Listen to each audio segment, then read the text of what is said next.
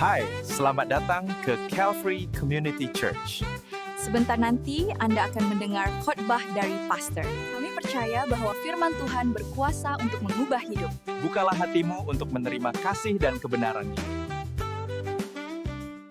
Oke, saudara.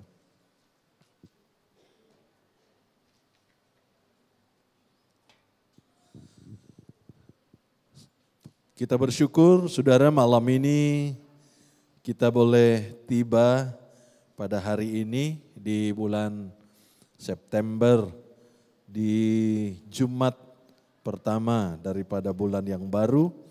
Kita bersyukur, saudara, kita sudah akan beberapa bulan akan mengakhiri tahun 2025. Tetapi saya selalu sampaikan kepada kita bahwa rencana Tuhan buat kita akan lebih baik daripada bulan-bulan kemarin. Amin, saudara. Itu yang harus menjadi komitmen ataupun menjadi iman kita, saudara. Sekalipun Alkitab berkata, sekalipun manusia lahiriah kami semakin merosot, tetapi manusia batiniah kami diperbaharui hari ke hari menjadi lebih baru. Dan kita percaya bahwa Alkitab juga berkata, penderitaan ringan yang kita alami saat ini tidak dapat dibandingkan dengan kemuliaan Tuhan yang Tuhan siapkan bagi kita. Oleh sebab itu, saudara, mungkin musim-musim hari ini mungkin musim hal yang berat buat kita. Tetapi Tuhan punya rencana bahwa di hari depan kita, di hari esok kita, itu adalah hari yang menjadi hari yang berkat buat kita yang percaya kepada Tuhan. Dan saya percaya, saudara, setiap kita yang hadir malam ini tentu ingin mengalami hidup yang diberkati Tuhan. Dan tidak ada satupun di antara kita yang ingin terlepas berkat bagi Tuhan yang sudah Tuhan siapkan bagi kita. Kita tidak ingin terlepas, pasti semua kita ingin hidup yang diberkati oleh Tuhan. Tetapi malam ini, saudara, kita melihat dari sudut pandang Alkitab, dari keadaan bagaimana Tuhan memberkati orang-orang percaya.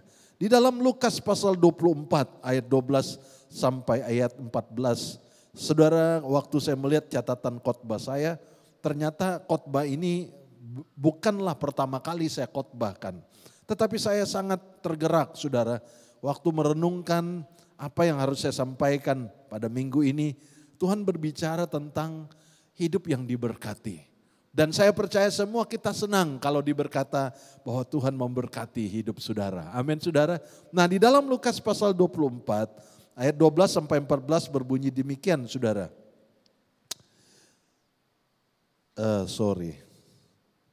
Kok catatannya bisa berubah, saudara? Lukas pasal 24 ayat yang ke 50 maksud saya sampai 53, ya, bukan 12, saudara. Lukas pasal 24 ayat 50 sampai ayat 53 berbunyi demikian. Lalu Yesus membawa mereka keluar kota sampai dekat Betania. Di situ ia mengangkat tangannya dan memberkati mereka.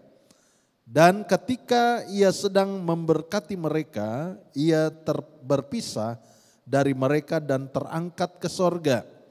Mereka sujud menyembah kepadanya, lalu mereka pulang ke Yerusalem dengan sangat bersukacita. Ayat 53, mereka senantiasa berada dalam bait Allah dan memuliakan Allah. Saudara, pada waktu itu Yesus ingin naik ke sorga, tetapi sebelum dia naik ke sorga, ia membawa murid-murid untuk keluar kota. Dan pada saat itu tibalah mereka di sebuah kota yang bernama Betania, kota yang lebih kecil dari kota Yerusalem, saudara. Pada saat itu Yesus mengangkat tangan dan memberkati mereka. Sementara ia memberkati mereka, ia terangkat, saudara. Jadi memberkati mereka itu tidak stop, saudara. Waktu dia terangkat, sementara berkat itu terus mengalir kepada murid-murid. Ya, nanti kita ada punya pengertian yang rohani, saudara. Kita melihat bahwa aneh sekali kenapa Yesus tidak memberkati mereka di kota. Kenapa perlu keluar ke kota? Ini yang menjadi pertanyaan. Apakah Alkitab ini hanya sekadar mencatat hal-hal yang biasa? Ada hal-hal yang perlu kita pelajari, saudara. Alkitab kita bukan sebuah catatan yang hanya asal catat. Ada pengertian yang dalam. Dikata bahwa Yesus memberkati mereka saat mereka ada di luar kota. Dalam kita melihat juga di dalam Ibrani, saudara, pasal 13 ayat 12 sampai 14. Ibrani pasal 13 ayat 12 sampai 14 supaya kita bersama-sama menggabung ayat ini, saudara, ya, tidak hanya berdiri dari satu ayat. Di dalam Ibrani pasal 13 ayat 12 sampai 14 berbunyi demikian. Itu jugalah sebabnya Yesus telah menderita di luar pintu gerbang untuk menguduskan umatnya dengan darahnya sendiri. Karena itu marilah kita pergi kepadanya di luar perkemahan dan menanggung kehinaan. Sebab di situ kita tidak mempunyai tempat tinggal yang tetap. Kita mencari kota yang akan datang. Saudara, Yesus menebus umatnya, ya, yang mengalami salib, dia mengalami penderitaan salib di pintu gerbang, di luar kota. Apakah ini sebuah kebetulan, saudara? Yesus mati di luar kota, lalu dia memberkati umatnya di luar kota juga. Ya, kenapa ayat ini seperti sebuah kebetulan?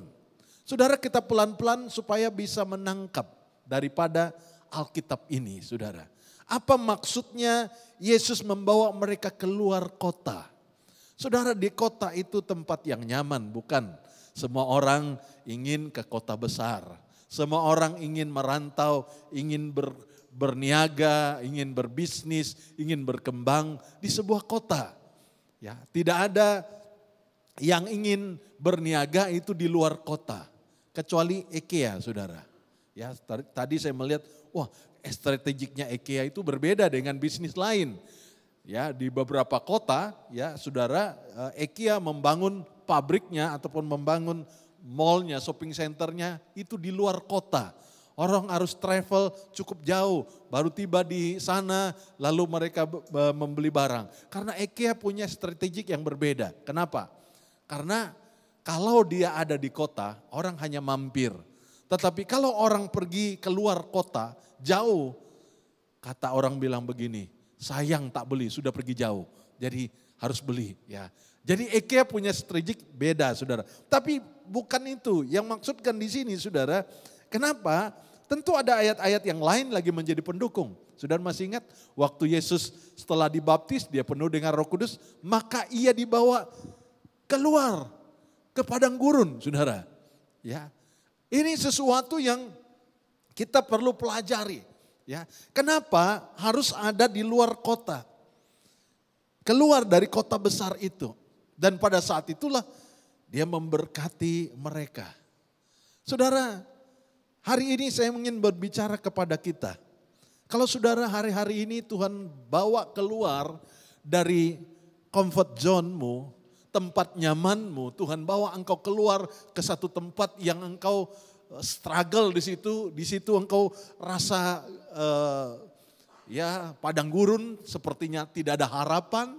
Ya, kadang-kadang Tuhan ingin cara yang seperti itu supaya engkau mengandalkan sepenuhnya kepada Tuhan. Amin.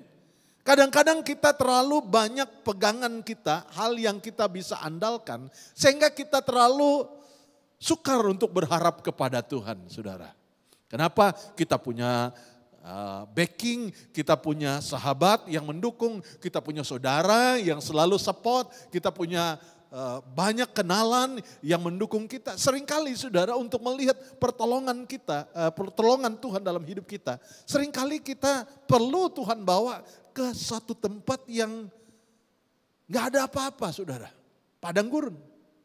Orang Israel harus dibawa keluar dari Mesir ke padang gurun. Satu tempat yang tidak ada harapan. Tetapi justru di tempat yang tidak ada harapan itulah mukjizat Tuhan terjadi. Amin saudara?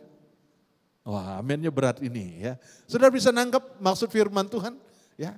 Kadang-kadang Tuhan bawa kita ke satu tempat seperti keluar kota. Tetapi percayalah saudara, dimanapun engkau berada, sekalipun itu padang gurun, Tuhan bawa engkau keluar kota. Yang penting engkau pergi karena Tuhan yang pimpin engkau.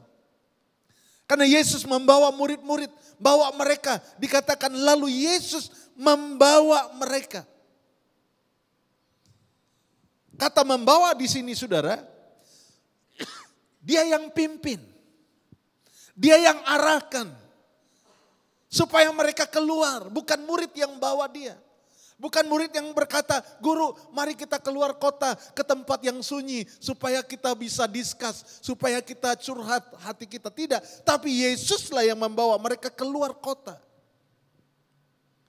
Artinya saudara, ada banyak kali daging kita rasanya tidak nyaman. Waktu Tuhan membawa kita ke satu fase, satu tempat, satu label yang kita katakan, aduh ini tempatnya sukar, ini keadaannya berat. Tapi tahukah engkau, di saat keadaan yang seperti itulah, engkau sepenuhnya mengandalkan Tuhan, dan Tuhan senang bekerja untuk memberkati engkau. Amin saudara. Ya. Ada banyak kali saudara, Tuhan mengajak kita mengalami pengalaman bersama dengan Dia. Kenapa tidak di kota? Di kota itu banyak tarikan, di kota itu ramai.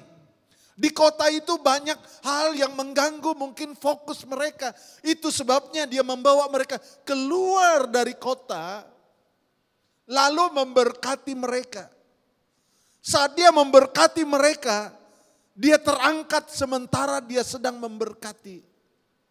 Artinya pandangan mereka, arah harapan mereka tidak putus-putusnya hanya kepada Dia saja.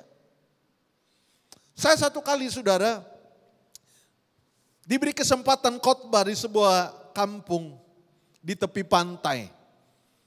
Jadi ada restoran yang besar lalu ditutup, hari itu tutup dibuat ibadah, diminta saya khotbah di sana. Oh saya khotbah dengan berapi-api saudara.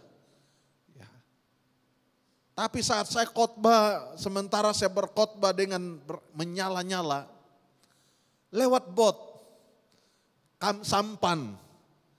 Ya, jadi ini di kampung orang asli, lewat sampan saudara.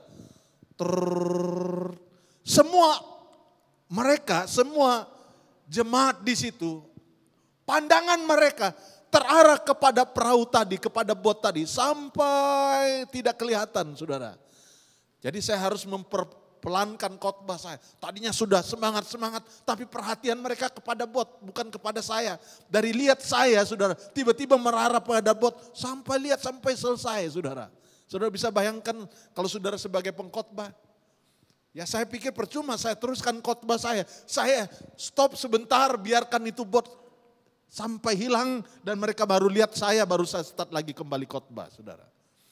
Kadang-kadang waktu di kota, ada banyak tarikan, ada banyak hal yang menyita perhatian kita. Sehingga kita tidak fokus kepada Yesus yang memberkati kita. Tujuannya untuk membawa mereka ke padang gurun. Supaya tidak ada satupun di antara mereka yang kehilangan kesempatan. Karena satu dan dua perkara sehingga perhatian mereka kepada yang lain. Dia bawa mereka ke padang gurun. Dengan harapan tidak ada satupun di antara murid-murid yang kehilangan berkat. Karena tidak memperhatikan. Itu sebabnya kalau kita melihat kadang-kadang kita menyuap anak kita, bayi kita. Ya, anak-anak kecil, saudara yang punya bayi pasti sudah tahu. Waktu sering ya menyuap mereka. Apakah saudara sambil lihat TV lalu suap mulutnya? Ya, entahkah kena hidung, kena dagu, kena jidatnya. Tapi saudara bilang, suruh dia buka mulut. Supaya apa? Supaya makanan yang saudara suap semuanya masuk. Dulu waktu anak saya masih kecil, Pastor Wilson dulu ada omnya dari Indonesia sempat libur. tolong dia suap.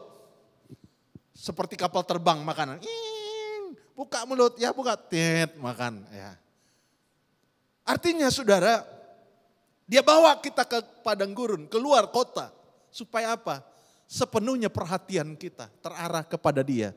Supaya berkat yang sepenuhnya mengalir semuanya. Tidak ada yang miss, tidak ada yang salah tempat saudara. Tidak, semuanya masuk. Jadi saudara melihat kadang-kadang arti daripada membawa keluar dari keluar kota ini saudara. Menggambarkan tempat yang tidak nyaman, tempat yang menurut daging kita itu tidak selesa. Tetapi percayakah engkau justru di tempat yang seperti itulah mukjizat Tuhan terjadi. Amin. Itu sebabnya jangan hilang harapan saudara. Jangan hilang fokus, jangan hilang iman kita. Justru di padang gurun itu, di luar kota itulah. Paulus pernah berdoa saudara dalam kelemahannya. Tapi Tuhan menjawab dia. Dia minta kekuatan dari Tuhan. Tapi Tuhan katakan kepada Paulus. Justru dalam kelemahanmu lah kuasa Tuhan bekerja. Wow, ini tidak mengerti, tidak dipahami saudara. Justru dalam kelemahan kita, kuasa Tuhan bekerja saudara. Ya. Jadi seringkali kalau kita yang turun tangan, Tuhan angkat tangan. Tapi saat saudara angkat tangan, maka Tuhan yang turun tangan. Haleluya. Ya. Saat mereka keluar kota, tidak ada perhatian lain. Mereka hanya tertumpu melihat hanya Yesus.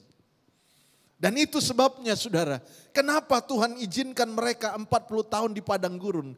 Karena Tuhan berkata, Tuhan ingin mendidik umatnya di padang gurun. Supaya mereka sadar, saat mereka masuk ke promised land, ke tanah perjanjian itu. Mereka tidak lagi berkata, itu karena hebatku, itu karena kepandaianku. Tetapi mereka dapat berkata, itu semua karena berkat Tuhan.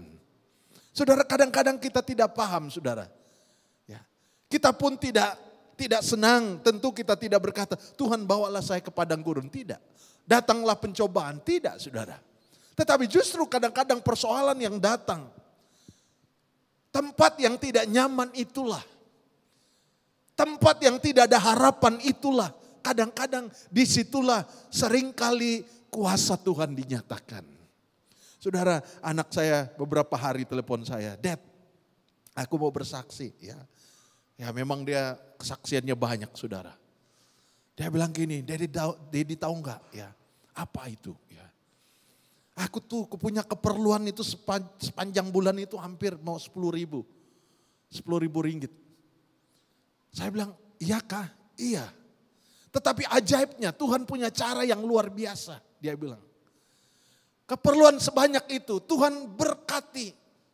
Padahal dia kerja part time saudara. Bukan full time, dia kerja part time. Sebentar dia guru musik, sebentar dia di preschool, sebentar dia kerja di restoran. Tetapi dengan kerja seperti itu, dia katakan, wow, kok bulan ini luar biasa. Tuhan berkati saya, hampir 13.000, Tuhan berkati. Hanya kerja seperti itu. Saudara tahu hari-hari ini Australia susah sekali mau dapat kerja. Jangan berpikir, oh kalau begitu nanti saya kirim anak saya cari kerja di sana. Australia sekarang susah mau cari kerja. Tetapi kalau Tuhan yang suruh, lihat saat dia keluar dari rumah kami, saat dia tidak lagi di dalam rumah kami. Kalau di dalam rumah saya, apa yang saya makan dia makan. Tetapi saat dia di luar, saya tidak berdaya untuk menolong dia. Jauh dari orang tua, keluar dari rumah, tempat yang nyaman, dia harus berjuang sendiri. Saya tidak mampu support dia. Tetapi Tuhan punya cara yang luar biasa. Keajaiban Tuhan. Sedangkan di sini saja dia kerja banting tulang dari pagi sampai petang. Cuma dapat 2.000 satu bulan saudara. Mana mungkin. Tapi percayalah saudara. Kalau Tuhan yang pimpin. Saudara jangan lupa 3 tahun loh berdoa saudara. Untuk sampai di sana berjuang. Karena memang tidak ada duit. Tapi dengan doa. Tidak ada yang mustahil. Amin saudara. Seringkali Tuhan bawa keluar. Saya katakan sewaktu saya siapkan khotbah. Iya. Kadang-kadang Tuhan bawa kita dari kenyamanan. hal yang membuat kita udah selesa. Tuhan seringkali bawa kita ke suatu tempat yang kayaknya ini gimana harapannya. Bagaimana ini? Tapi percayalah saudara, kalau Tuhan yang bawa, Dia yang bertanggung jawab hidup kita. Amin saudara. Dia tidak bawa lalu lepaskan, tidak saudara. Kalau Dia yang bawa, maka Dialah yang bertanggung jawab untuk masa depan kita. Saudara percaya saudara sampai hari ini, karena Tuhan yang bawa. Amin. Ya. Jadi bukan kita saudara, Tuhan yang bawa. Ya, saudara mungkin katakan, aduh pastor sukar, sulit. Kalau Tuhan yang bawa, Dia bertanggung jawab. Ya, masa Tuhan ajak kita keluar, Dia nggak bayar makan? Ya, Dia panggil kita, ayo kita keluar. Ya, lepas itu American Pay. Dulu saya tidak tahu apa itu American Pay. Ya. Karena ada kawan di Singapura, orang Singapura. Dia ajak, kita boleh nggak? Ya, kita janjian 3 hari ke depan. Boleh nggak kita ketemu? Kita makan siang bersama. Jadi kita beberapa teman, dia ajak kita makan. Tapi ada teman saya yang sudah lebih lama, dia bilang, itu bukan berarti dia bayar makan loh. Ya. Kalau kita kan beda. Coba misal kata, Brother Gawing nih ajak saya makan. Ayo pastor kita pergi makan nanti kita mau. Ya. Dia yang ajak, pasti kita bilang dia yang bayar lah, dia yang ajak. Tapi orang bandar saudara, American Pay itu belum tentu dia bayar. Dia cuma ajak makan tapi engkau bayar sendiri-sendiri. Ya. Nah, itu beda pikiran kita. Ya. Jangan kaget saudara. Jadi waktu teman saya bilang, bukan berarti dia yang bayar loh. Betul dia ajak kita makan siang bersama. Tapi kebudayaan orang Singapura itu dia bilang itu biasanya dipanggil American Pay. Saya tanya, apa itu American Pay? Bayar sendiri-sendiri. Oh begitu ya.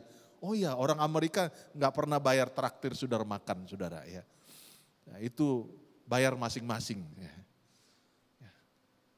Tapi Yesus yang bawa, Dia pasti bertanggung jawab. Amin saudara. Kenapa? Karena kita tidak berdaya, kita tidak mampu. Jadi saudara, manusia bawa belum tentu dia bertanggung jawab.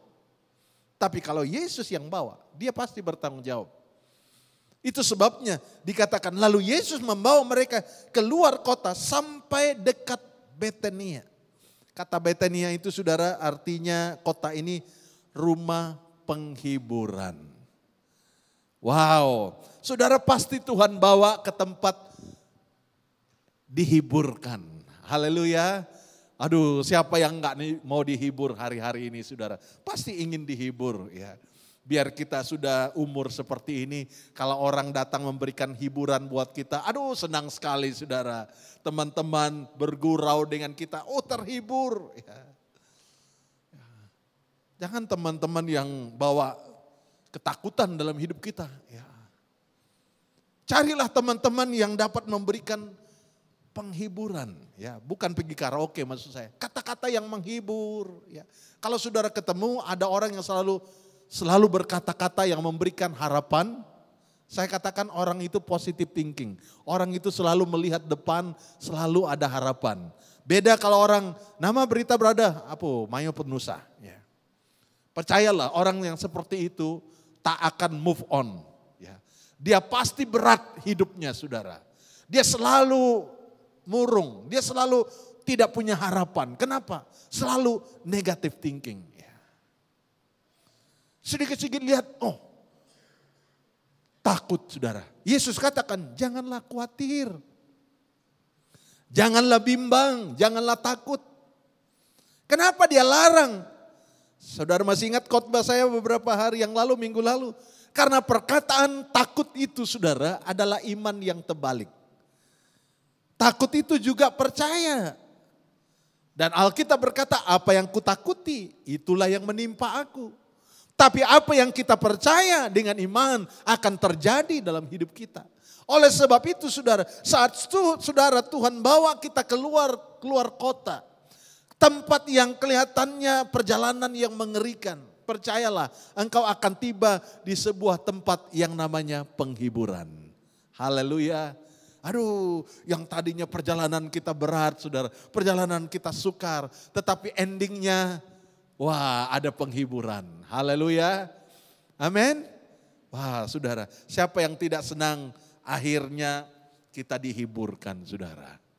Pasti semua kita ingin dihibur. Ternyata Yesus tidak membawa kita hanya ke padang gurun tanpa harapan. Ternyata dia membawa kita ke sebuah tempat yang namanya Betania, rumah penghiburan. Dihibur, saudara. Yang tadinya perjalanan sukar, yang tadinya berat. Tetapi waktu kita tiba di tempat penghiburan itu, semuanya lega, semuanya terlepas, saudara. Sesukar apapun perjalanan kita, percayalah endingnya ada penghiburan. Amin.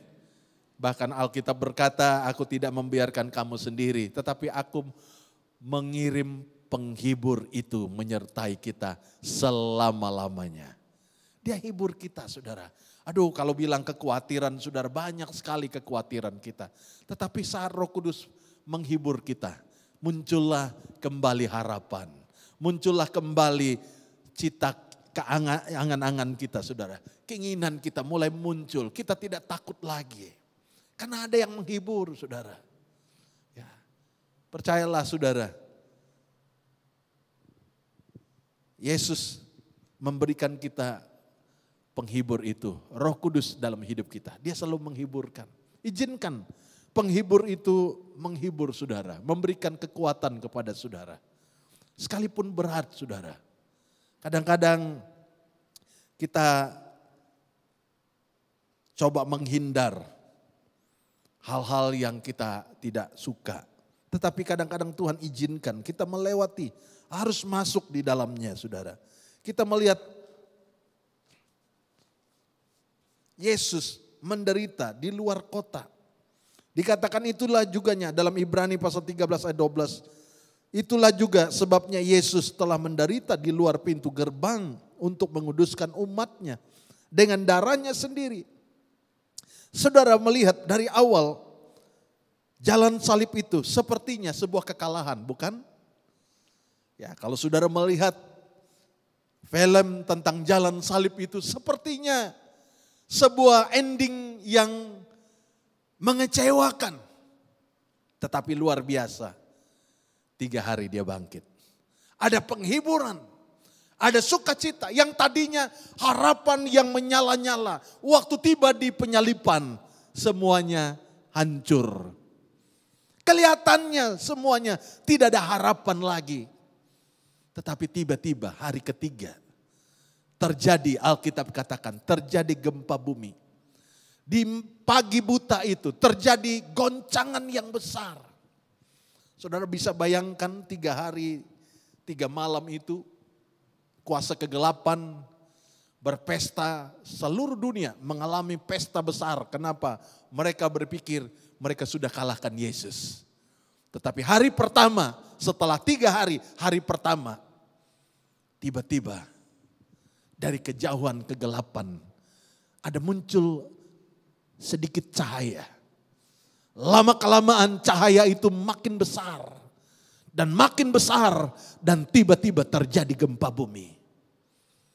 Dan waktu itu bangkitlah Yesus, saudara. Seringkali kita pun seperti itu, saudara. Kayaknya perjalanan, 3 hari kematian Yesus itu adalah kegelapan melanda dunia. Semua diam, saudara. Yang tadinya mereka berpikir, oh Yesus akan menang, Yesus akan kalahkan maut itu. Ternyata Yesus mati, saudara. Tetapi dia tidak mati terus.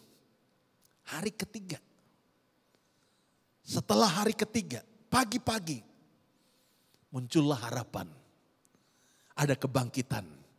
Itu sebabnya pada malam ini, biarlah lewat peristiwa kebangkitan itu kita belajar, saudara. Kalau hari ini engkau sedang berada dalam sepertinya jalanmu gelap. Jalanmu sepertinya tidak ada kesudahannya. Percaya, tetap percaya. Jangan lari ke tempat lain. Karena firman Tuhan katakan, pengharapan kita tidak akan mengecewakan. Amin saudara. Ya. Jadi saudara mungkin ada kata-kata yang menekan hidup kita sepertinya tidak mungkin. Tapi imanmu tetap berkata bahwa di dalam Yesus tidak ada yang mustahil. Haleluya. Ya. Istri saya beberapa hari yang lalu dia bilang sama saya, kamu punya rambut sudah mulai tumbuh banyak ya. Ya, saudara proses memang. Ya. Setiap hari orang lain mandi biasa, kalau saya tumpang tangan saudara. Memang tidak mudah. Ya, tidak mudah. Tidak langsung berdoa langsung rambutnya seperti singa. Tidak saudara. Ya. Sekali dia tumbuh mungkin 2 lembar. Ya. 3 lembar mungkin. Tak banyak mungkin. Ya. Tapi saya tidak pernah berhenti untuk berharap. Saya katakan keturunan kami, ya hari Minggu nanti abang saya ada di sini saudara, hadir dari Limbang datang mengunjungi anaknya kerja di Johor Bahru. Dia janji, nanti hari Minggu saya datang. Nah, kau lihat saudara, licin habis saudara. Ya. Karena memang DNA-nya itu, tapi saya katakan saya bukan karena menolak DNA itu, bukan tidak. Tapi saya katakan boleh enggak DNA ini dipatahkan? Ya. Anak saudara saya licin semua saudara. Ya. Jadi kalau keluarga kami kumpul itu perkumpulan orang-orang botak. Ya. Ya. Dan saya itu tertantang gitu. Saya pikir masa nggak bisa dipatahkan ini? Ya. Buat saya itu suatu kesempatan, ya bukan mencobain Tuhan, bukan. Tapi saya katakan Tuhan yang menumbuhkan rambut. Ya. Dia yang punya rambut. Masa? Ya saya tidak bilang, kalau Tuhan tidak jawab, saya berhenti jadi pendeta. Bukan saudara. Tapi saya katakan Tuhan berkati. Kalau saya lihat rambut saya, saudara, saya katakan ganti 2 kali lipat Tuhan. Ya, berapa yang jatuh? Tumbuhkan 2 kali lipat. Ya, walaupun ya kelihatannya pastor masih jarang-jarang juga rambut. Ya, ini udah lumayan bagus loh saudara. Ini sudah mukjizat. Ya. Ya.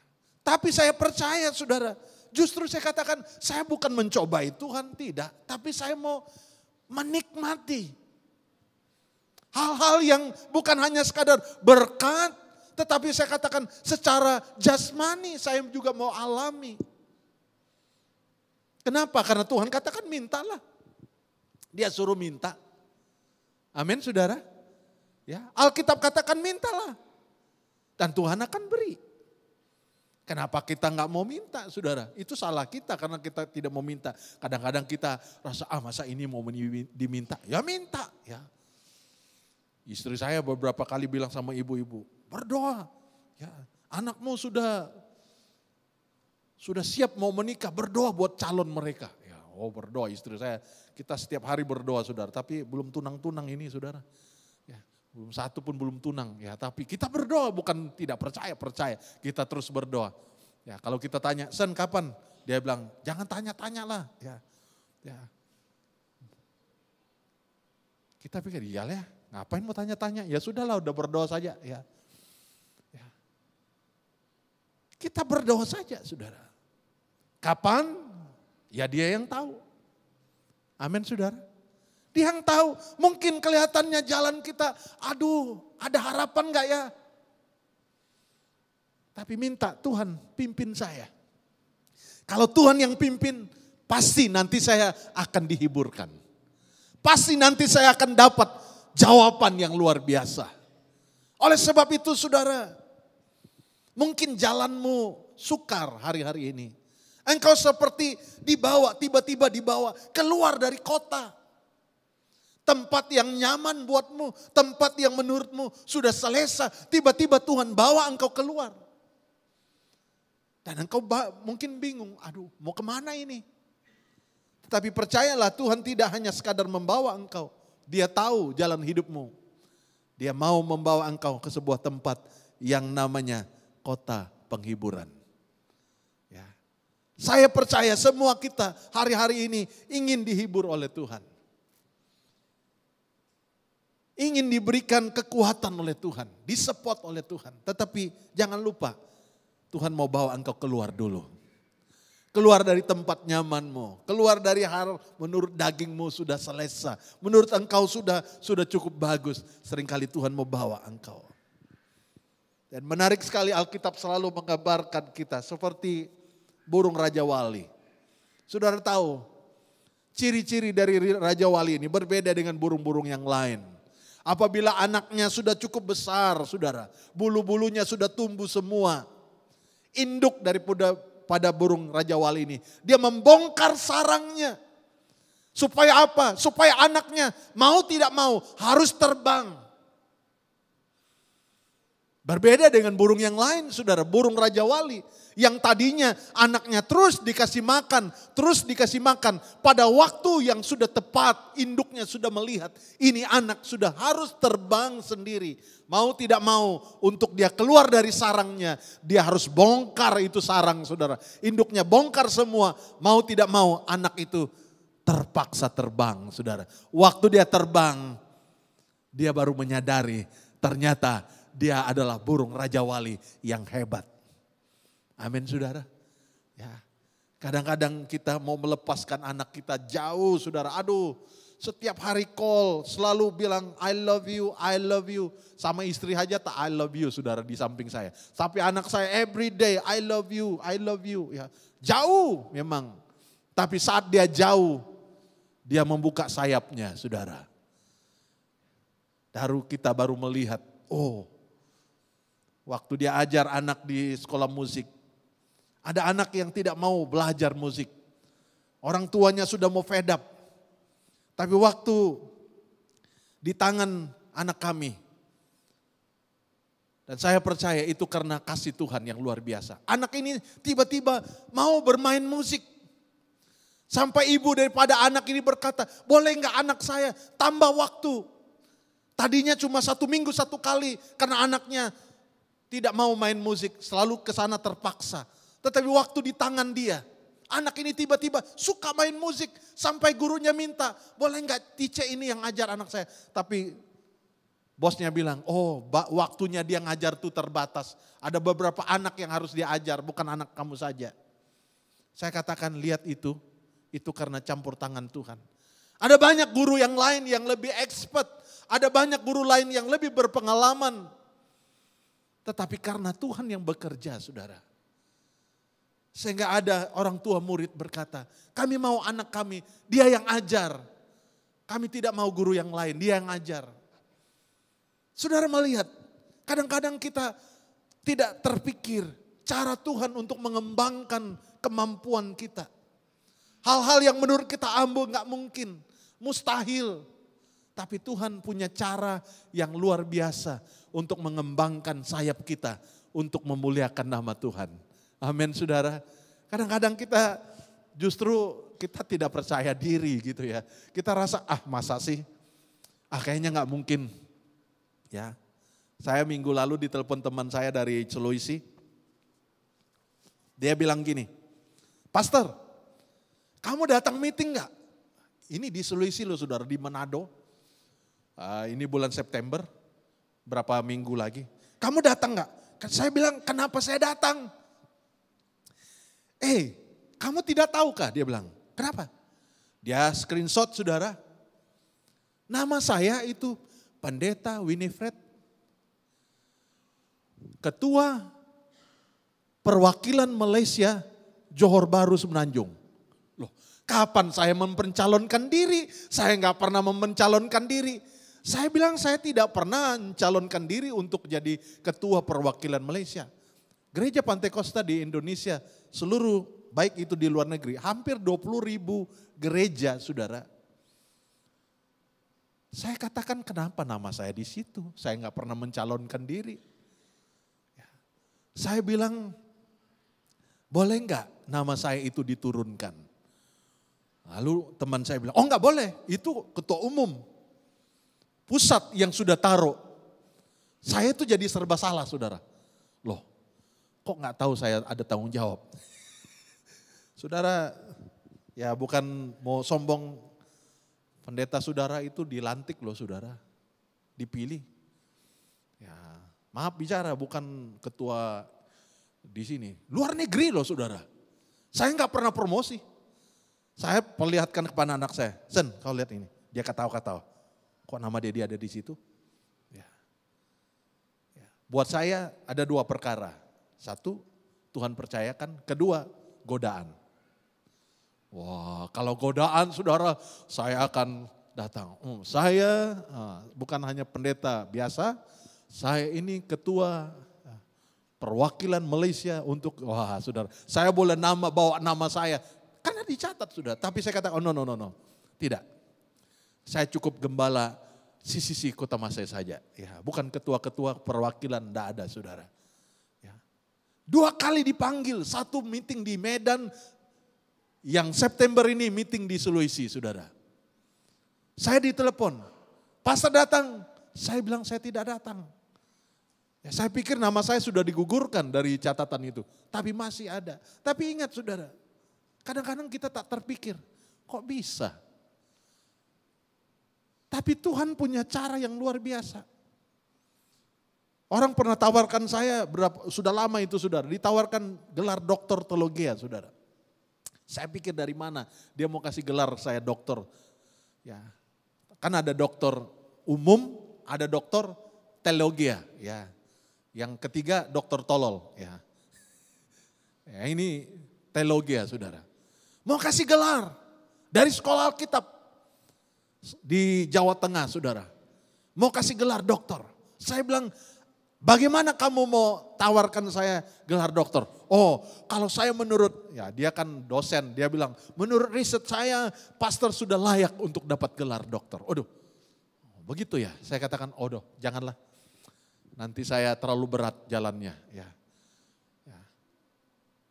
Jadi cukup saja pendeta biasa, gembala biasa saja. Saudara. Nah kita melihat saudara, kadang-kadang kita look down, kita rasa, masa sih saya bisa?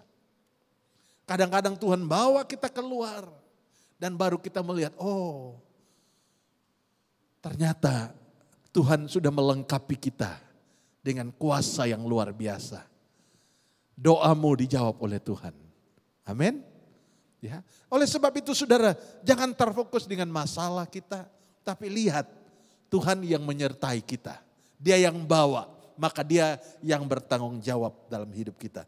Di dalam Amsal saudara, Amsal pasal 3 ayat 9 sampai 10. Amsal pasal 3 ayat 9 sampai 10. Muliakanlah Tuhan dengan hartamu, dengan hasil pertama dari segala penghasilanmu, maka lumbung-lumbungmu akan diisi penuh sampai melimpah-limpah, dan bejana pemerahanmu akan meluap dengan air buah anggur. Saudara, ini keluar daripada kenyamanan. Tuhan katakan, muliakanlah Tuhan dengan hartamu, dengan hasil pertama dari penghasilanmu. Ini tidak nyaman saudara, ini pengorbanan.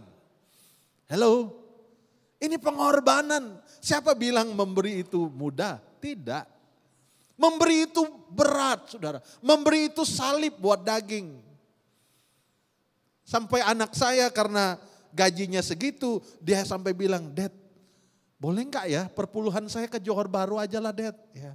Saya bilang, jangan ya, perpuluhanmu ke gereja di mana kamu ibadah. Karena menurut dia, hitung-hitung dolar Australia, pergi ke Johor Bahru lumayan juga buat dedi saya. Kan dia gembala juga, dia juga gembala, dia juga hamba Tuhan. Saya bilang no, perpuluhanmu harus ke gereja sana. Lalu dia bilang, Dad, di gereja tempat saya ibadah ini perpuluhannya, yang memberi perpuluhan itu dicatat di depan gereja. Siapa yang kasih perpuluhan ya. Nama kamu ada? Iya, tapi bukan nama lengkap. WL, ya, Widiana Lenggang, saudara. Saya bilang, wah begitu ya? Iya, di depan gereja pintu masuk kita lihat, WL perpuluhannya begini. Wah, kalau gereja kita di tempat ini digituin saudara, aduh gimana ya. Tapi saudara melihat gak enak memang. Memberi itu tidak enak. Saya mau tanya secara jujur, memberi enakkah, menerima lebih enak? Hah? Memberi enak atau menerima lebih enak? Menerima kan jujur aja lah, gak usah pura-pura, sudah jujur. Siapa gak senang menerima? Tapi Alkitab katakan memberi. Karena saat engkau memberi, engkau akan melihat kelimpahan. Haleluya. Kenapa dia tidak bilang engkau akan maka lumbungmu akan diisi penuh dan melimpah-limpah, bejana pemerahanmu meluap dengan air anggur. Muliakanlah Tuhan dengan hartamu. Harusnya begitu kan? Tapi ayatnya berbeda. Ayat 9 baru ayat 10. Harusnya saudara ayat 10 dulu baru ayat 9. Betul? Betul enggak? Secara daging ya. Harusnya begitu. Ya, karena kita ketemu banyak saudara bilang gini. Aku kaya nanti pastor. Kan nulung gereja kami tuh. Ya, dia bilang ayat 10 dulu baru ayat 9. Tapi Alkitab berkilang ayat 9 dulu baru terjadi ayat 10. Bilang amin sama orang sebelahmu. Ya. Berat memang. Ini sukar. Kalau menurut kita harusnya ayat 10 itu yang lebih dulu. Baru ayat 9. Nah itu baru ngam. Menurut logika kita. Tapi Alkitab beda. Keluar dulu dari kenyamananmu. Pikul salib dulu. Menderita dulu. Nanti terjadilah ayat 10 di mana lumbung-lumbungmu melimpah-limpah. Itu karena yang mampu lakukan itu hanya karena iman saudara. Bukan karena hebat kita. Kalau hebat kita saudara, aduh terus terang saja saudara. Kita akan bilang, kalau ayat 10 itu ringan. Terjadi ayat 10, ayat 9 very easy. Ya, mudah. Tapi beda saudara. Masa ya, janda Sarfat, apa yang terjadi sama dia? Ayat 10 dulu atau ayat 9 dulu? Oh ayat 9 dulu. Orang sudah tinggal sedikit saudara. Makanan terakhir. Tapi Elia bilang, buat dulu buat saya ya. Lepas itu nanti kau buat kamu. Tapi dia imani saudara. Herannya. Maka saya katakan waduh orang yang punya iman itu gak nawar-nawar saudara. Dia gak pikir-pikir. Memang iman itu tak ada otak memang. Kalau ada otak tak ada iman. Betul enggak saudara? Orang yang ada iman itu memang tak ada otak. Masa pergi Australia tak ada duit, tak ada otak memang. Tapi iman bekerja saudara. Saya terus terang waktu dia mau berangkat. Saya tuh hampir pikir aku pinjam bank aja deh. Daripada suruh anak saya pergi ke sana gak punya uang. Ada duit untuk cukup-cukup. Tapi untuk biaya dia di sana itu gak ada. Terus terang saya pikir hitung-hitung ya. Tahun ini kan Desember ini EPF keluar. Kan bisa nutup utang ini. Saya pikir udahlah saya pinjam bank aja lah. Support dia sekolah. Toh nanti EPF keluar nanti saya bayar hutang. Terus terang saudara, itu logika yang saya pikir. Tapi saya katakan, Tuhan, kalau Tuhan yang jawab untuk dia pergi, Tuhan pasti bertanggung jawab. Sampai hari ini, saya nggak utang bank untuk bayar dia saudara. Dia pergi sendiri, Tuhan buka jalan. Memang awal-awal nangis. Gak ada yang terima dia kerja, nangis. Duduk di tepi jalan. Kau bayangkan dengar anakmu nangis di tepi jalan karena putus asa. Hujan lagi saudara. Sampai orang lihat dia, tanya dia, are you okay? Ya, dia cuma jawab, I am okay. Dia bilang sama saya, Dad, bukan hanya saya nangis, biskal saya bawa pun nangis. Ya, bayangkan. Sampai rumah. Nangis. Dia bilang, saya nangis, biskal saya pun nangis. Tapi tahukah saudara, lewat hal yang tidak menyenangkan itu, Tuhan tidak pernah tinggal diam. Amin saudara. Ya. Kalau kita tanya sekarang, oh dia diterima di kerja, orang sudah tahu kualitas dia bekerja. Ya. Sampai dia sempat minggu lalu, hari Sabtu, dia tanya sama bosnya, bos aku mau cuti hari Sabtu, kan ada KS. Bosnya bilang, tak boleh cuti. Ya. Kamu sudah dipercayakan. Jadi dia hari Minggu kerja, sekolah, ke gereja saudara. Lepas ke gereja, cepat-cepat makan siang, ke tempat kerja. Musik, lepas musik lagi, cepat-cepat lagi, kerja lagi di restoran. Memang tidak nyaman, tapi tahukah saudara, Tuhan yang sering kali izinkan. Saya selalu bilang sama dia, ingat, kamu sedang diproses. Ada masanya kamu akan menikmati berkat kebaikan Tuhan. Ya, selalu kita kuatkan kan saudara. Kadang-kadang rasa melihat teman-teman yang lain, anak-anak orang kaya, tidak kerja. Mereka hanya sekolah saja, tapi dia harus kerja, sekolah, kerja. Tapi saya percaya Tuhan sedang kembangkan. Tidak nyaman saudara. Ya, terus terang saya katakan, mau pinjam bank saudara, dari mana duitnya? Kita enggak sampai hati kirim dia dengan tidak ada uang. Tapi saat kita lakukan itu dengan iman. Bayangkan saudara sampai ke sana, bawa duit, tak juga terlalu banyak saudara. Saya bilang sama dia, potong perpuluhan ya. Ini belum kerja loh saudara, belum kerja. Kau punya uang itu, ingat baik-baik perpuluhan. Dan luar biasa saudara, karena iman. Alkitab berkata, muliakanlah Tuhan dengan hartamu, dengan hasil pertama dari segala penghasilanmu. Maka, itu kata maka itu akibatnya saudara, feedback. Dari karena dia sudah melakukan ayat 9, maka lumbung-lumbungmu akan diisi penuh sampai melimpah-limpah dan bencana pemerahanmu akan meluap dengan air buah anggur. Ada amin saudara? Ya, keluar dari kenyamanan itu. Tidak nyaman memang, tapi karena iman lakukan. Dan percaya Tuhan tidak pernah mengecewakan kita. Ayat terakhir saudara, 2 Korintus pasal 4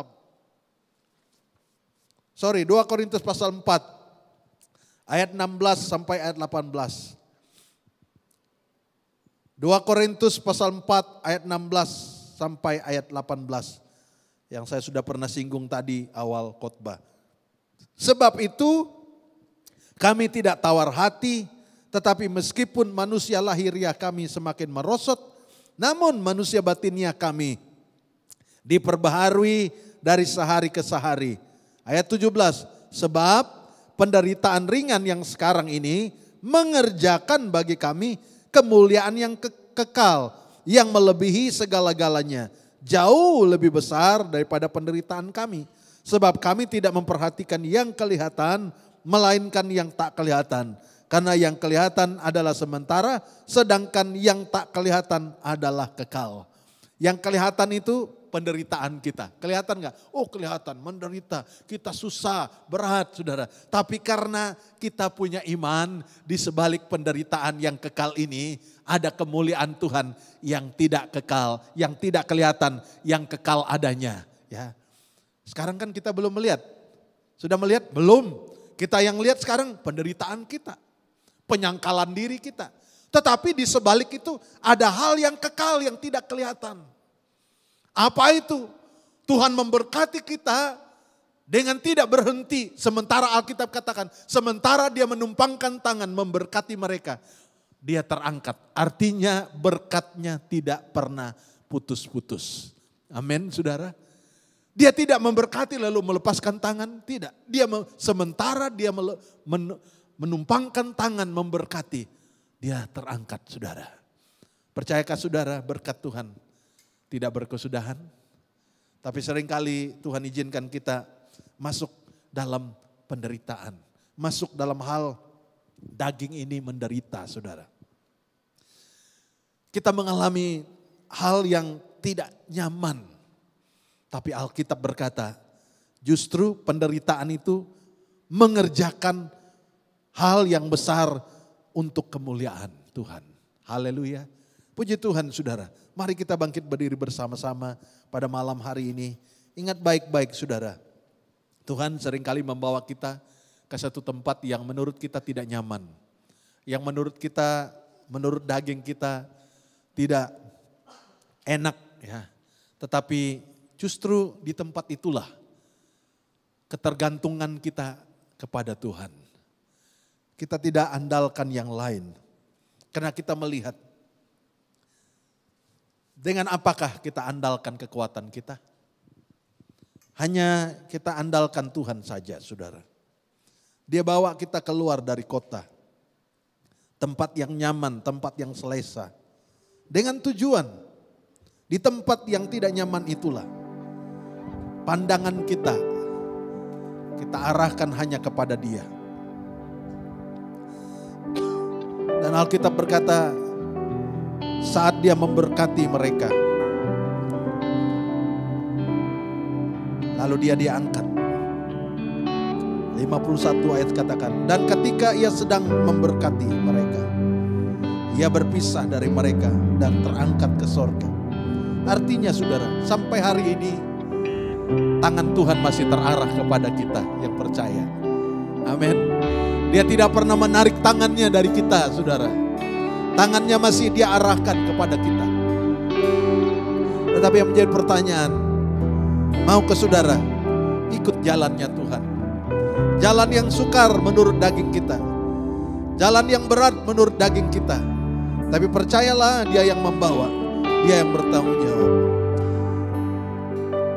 Ku menyembah dalam kudus hadirat-Mu. Hampiri tata kasih.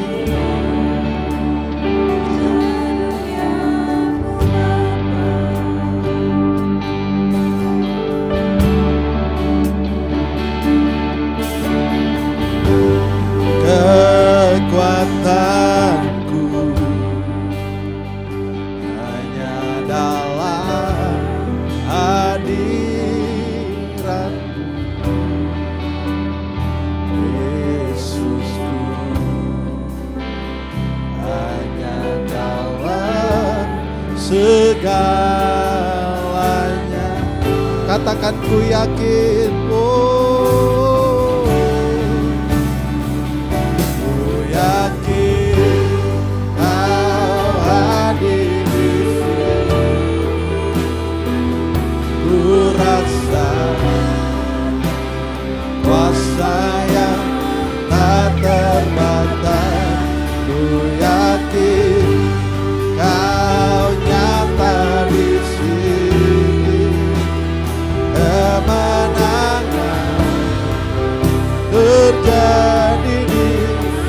katakan ku yakin Kau hadir di sini. Ku rasa kuasa yang tak terbatas. Ku yakin Kau nyata di sini. Kemenangan terjadi di sini. Percayakah saudara bahwa Tuhan ada dalam hidupmu di saat kesukaran engkau alami, di saat engkau seperti di luar kota? Yakinkah engkau bahwa Tuhan hadir dan kuasanya tidak terbatas buatmu? Asal saja engkau tidak bimbang, engkau tidak ragu, percaya saja bahwa Tuhan pasti menolong saudara. Sambil kita nyanyikan nyanyian ini. Terima kasih sudah mendengar firman Tuhan hari ini. Kami berharap firman Tuhan yang disampaikan memberkati dan menguatkan hidup Anda.